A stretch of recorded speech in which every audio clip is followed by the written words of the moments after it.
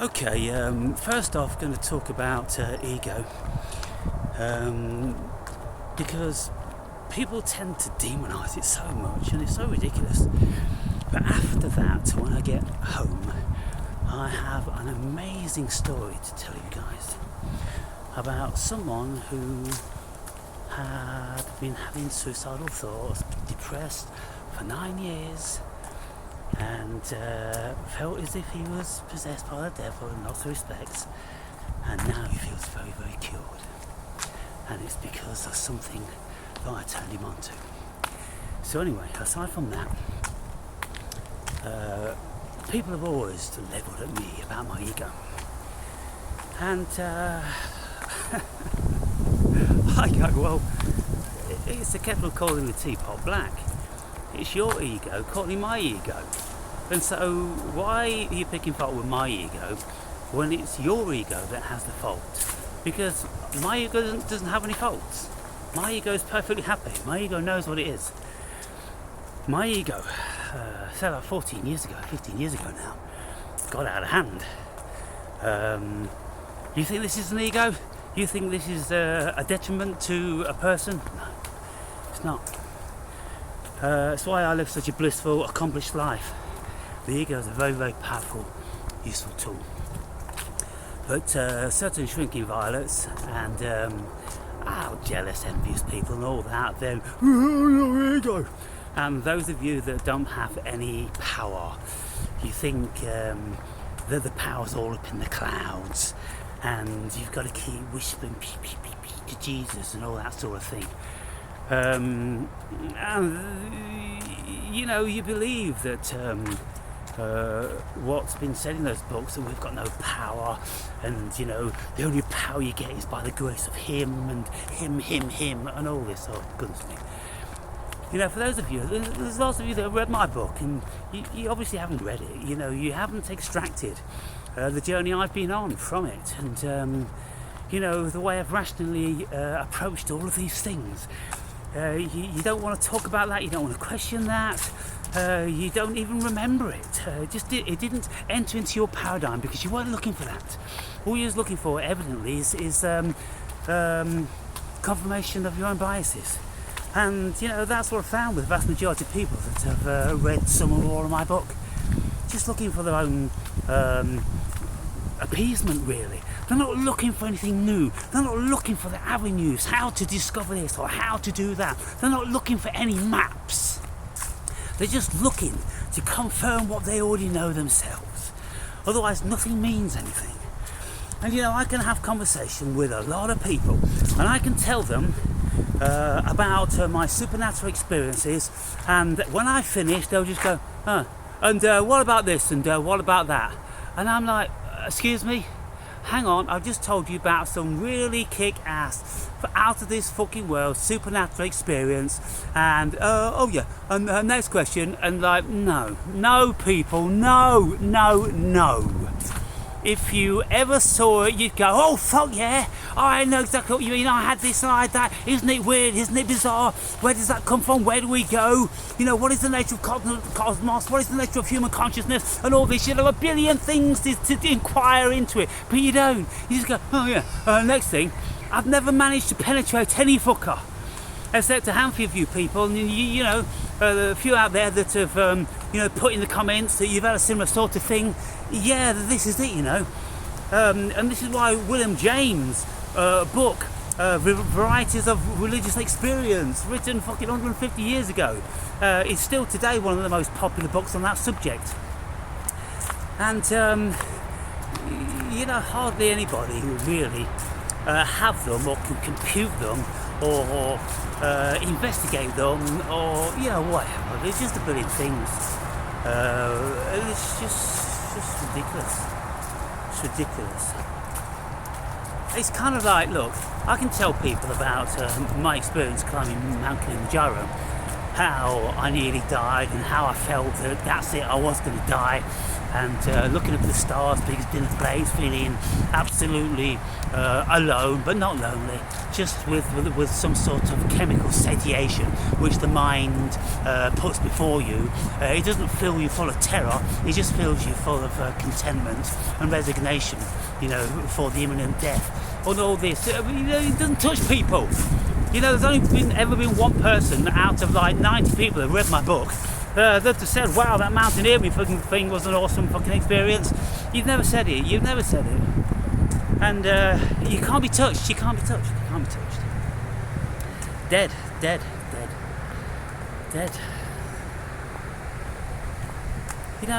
When you've had supernatural experiences, when you've had phenomenal experiences, when you've travelled around the world and you've done a billion things and you've seen a billion sunsets and all that, if you don't get touched, if you don't get moved, then you are proper 1,000,000,000% automaton. And of course there's lots of those around and they don't get touched and they don't get moved.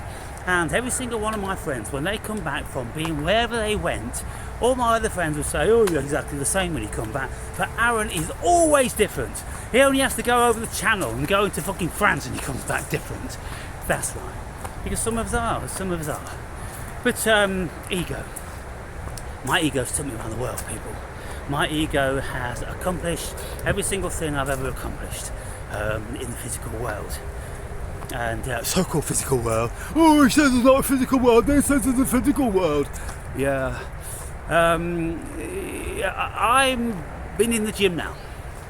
And 61 I was last week. And I was on the dip machine. And I did 50 dips.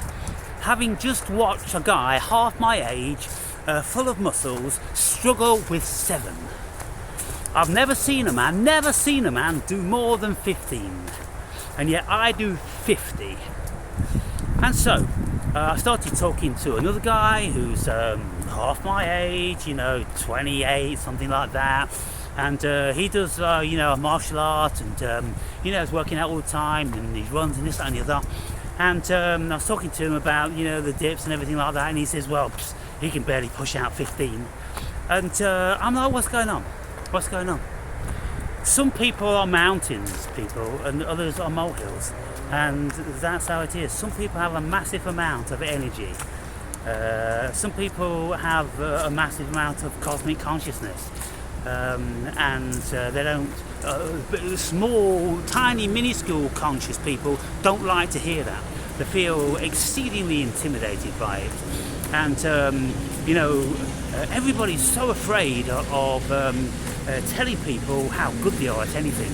You're not supposed to tell anybody how good you are at anything. No, you're supposed to be self-effacing. Oh, I'm rubbish. Oh, I'm so weak in the gym. I can't lift the weight. I can't. And everybody around you feels comfortable with that.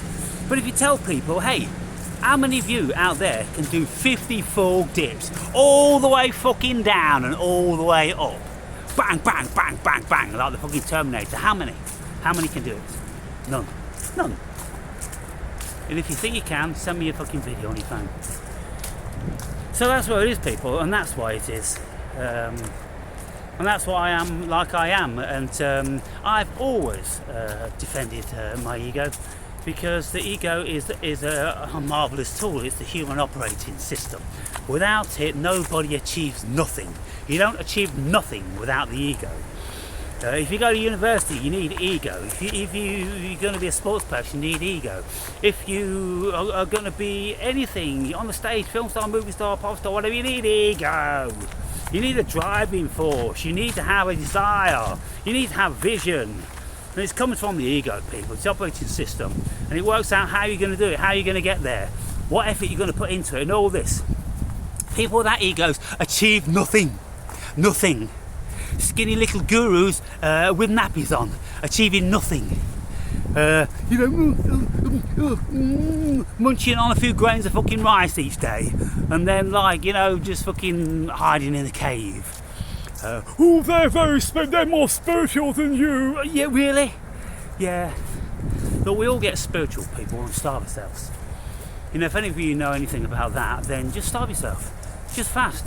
And this is why, all these people used to do this so-called fasting for 40 days and 40 nights in the desert. They never went into a fucking desert, people. It's just preposterous. They never went into a fucking desert. They just stopped eating. And of course they had to drink. They had to keep hydrated, otherwise they would have been fucking dead. So you just fast. And going into the desert, well, you just retreat away and you spend time on your own.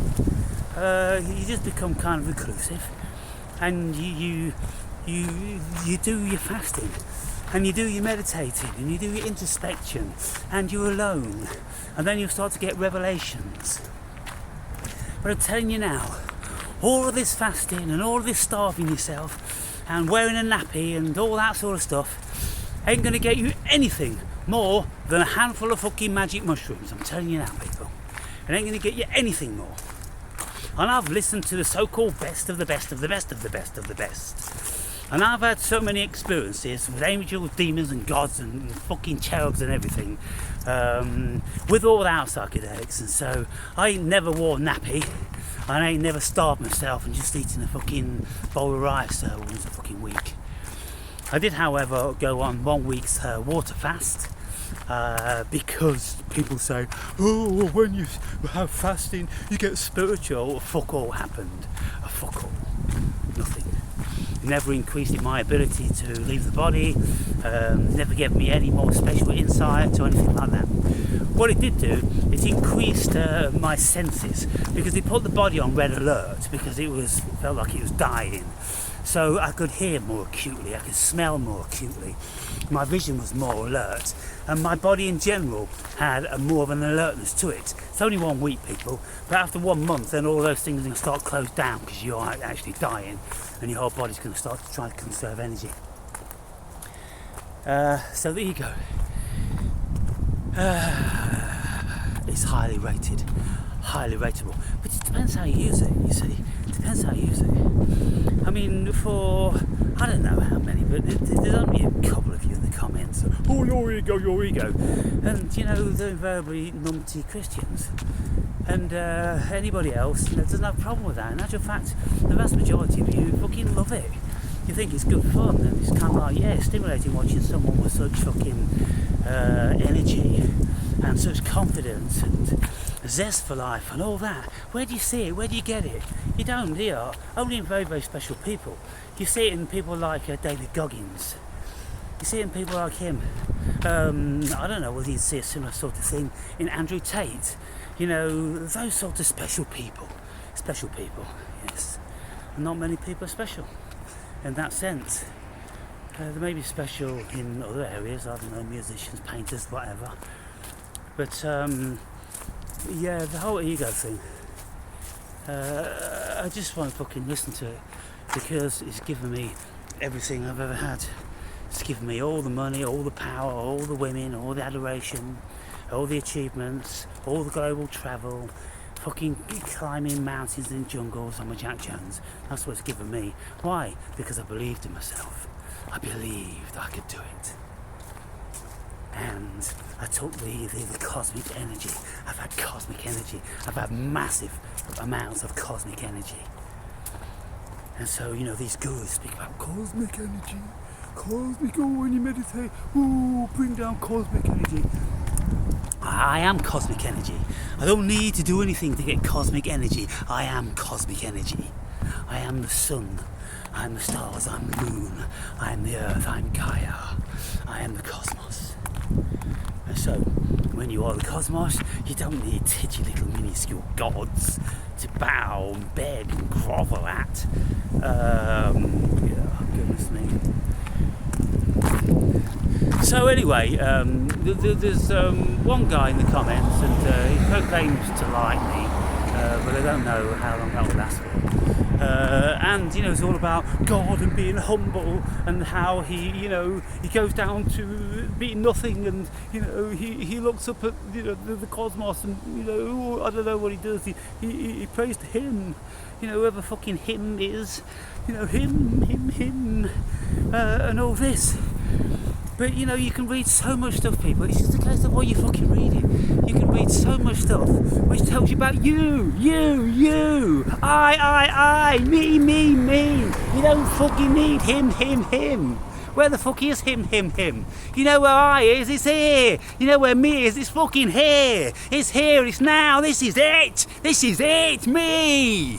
Yes. Look at my ego. Ooh, look at my ego. You people want truth. Here's fucking truth then. You fucking living, walking, eating shit in truth, aren't ya? Well, fuck me. Why don't you just consider that the be all and the end then? Why don't you go, well, fuck me. Here's truth in this great big mass of fucking shiny things in the sky and all that. And there's little old me with consciousness. And all these things around that I can enjoy. All these things that we've been blessed with. Oh no, but I'm small. And him. Well, by the way, if you're talking about that gay hymn, look, Jesus, he was more than gay. Jesus was more than gay. He was so much more than gay. And you know, someone says about the literature I'm talking about, where Ammon Hillmans is reading it, and he's probably the most qualified Greek scholar on the planet. And he's saying, look, we've got to put an end to this fucking fabrication, this bullshit that the world has been polluted with. We've got to put an end to it. Do these people know who they're following?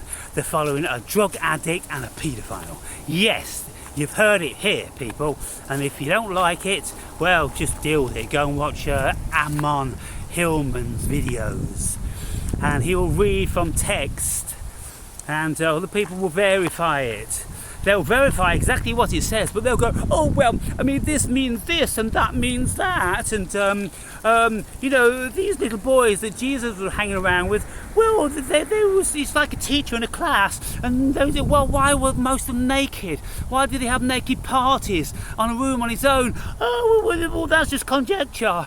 I mean, I bet probably they were doing, well, in the old days, I mean, it was the thing that Greeks used to wrestle naked. So, yes, Jesus wrestling with naked prepubescent boys. That's right. You got it. You got it. I'm not making stuff up here, people. And nor is Ammon Hillmans. He's just reading the text. And that's what it says. And when you look at what was going on in these times, there was a whole bunch of this stuff going on. And when you look at what happened on the night of Jesus' arrest, when he was arrested in Gethsemane Park, where it's kind of like a gay meeting place, or a dogging place, or a place where you know, all different sorts of sexual perverts and miscreants meet and do drugs. You know, it's one of those places where you do drugs and you have, you know, outlawed sex. And so why was Jesus arrested with a whole fucking army of heavily armed soldiers? And, you know, one look at the comments was Jesus says, why do you come with such heavy armoury? And he says, I'm not a laistace. I'm not a laistace. A laistace in Greek means child trafficker, because there's lots of child trafficking going on in those days, people. I'm not a laistace. Why do you come with such heavy armoury? They come with such heavy armoury because you've committed and were perpetrated one of the greatest crimes against society, mate. That's why they come for you like that. Yes. So anyway, oh, I don't believe that, you know, my Lord is, yeah, whatever. You just need to grow up. You need to grow up. But at the very least, you need to educate yourself with all this other stuff. Because if you're going to be true to yourself, then surely you want to know what it is that you've been believing in and begging and praying for all your fucking lives. Surely you want to know the truth about this, and not what's said in that fabricated fiction of the fucking New Testament. Surely you want to know what the history says about that, don't you? I mean, with anything else you would, wouldn't you? I mean, if you're interested in the Second World War, and so, Hitler was evil, and you know, the West conquered him. Was Hitler evil, really? You know, it seems to me from much of what I've read about him, that he was quite a religious sort of person. And, you know, he even adopted that religious symbol, the ancient religious symbol, which he put on the swastika. That religious symbol was fucking thousands of years old. And, you know, he had people in his party which would travel the length and breadth of the world, looking all for the information of the mysteries, even as far as the mountains in Tibet. going to search for hidden scripture, and the spear of Christ. Why did they want the spear of Christ? Why did they want the chalice? If they weren't religious in any shape or form. All propaganda people. So if you read the real stuff, then you'd have a whole fucking different outlook on it. And if you went into like the supposed 6 million Jews which were roasted for Sunday roast, then you discover that was complete fiction as well. And so all you got to do is do your history, people. Do your fucking history. Now, but people don't want to do the history. They don't want the truth. They'll be too shocked for the truth. Well, there's a beautiful specimen. Every single time. These yellow stainers, they are so prolific. They are everywhere. They're so fucking pervasive. Anyway, so yes, how many of you think the ego is great? How many of you attribute so much of what you have achieved in life for your ego? Well, any of you that's achieved it, to be fair. I mean, you may think, oh, that's not ego, that's just going to university, and that's just working hard. It's all ego, people, it's all ego, sorry. Everything's ego. The human operating system is ego. The only thing that is spiritual is that which is outside ego. It's that which is outside the mentalism. It's when you get into the deepest of meditation, or when you get into other dimensions, when you take in certain substances, then that's not ego. And that's why they speak about the ego death and the ego dissolution, this, that and the other, because you go outside of your regular thoughts, you see. But everything else is ego. And people don't even know what the ego is. They don't know it's the operating system. They just think it's someone that acts big-headed and thinks they're great. That's what the ego is. Anyway, I've released people from the snake pit, and now, they're having a go. But they better mind the P's and Q's, otherwise they'll end up back in the snake pit. Only this time, I'll cut them into a dozen pieces. And I'll toss them into the deepest and dankest of pits forever and ever and ever, where the wailing and the gnashing of the teeth reside. So you better be careful, people. You just better be minding your P's and Q's. And anyway, you've had your say now about all this. Now, Lord, I'm sick of it. You're sick of it, and all the other viewers are sick of it. So give it a rest now. Just go about your own fucking thing. I don't want to hear about it anymore. And doubtless you don't want to hear about it anymore. So if you don't want to hear about it, then you might want to consider unsubscribing and going away. And so. This wonderful video that I've got for you when I get home is a life-saving story. And it's a life-saving story pertaining to things which are absolutely illegal, because they free your mind from trauma, they free your body from addiction, they free your mind from suicidal thoughts, and so they are illegal. Because they work completely contrarily to the pharmaceuticals, which traumatize your mind, kill your body, and increase vastly your thoughts of suicide. That's the evil, people. You want truth? I'm telling you truth. I'm telling you truth. And I'm going to be speaking about a man who was talking to me for over an hour in the gym, because he had so much to say, and he just had to keep saying it and saying it and saying it and saying it and hugging me and thanking me. And he told me that his mother cried for about 2 hours because she said finally she's got her son back, and he told her everything that happened. So tune in for the story, people.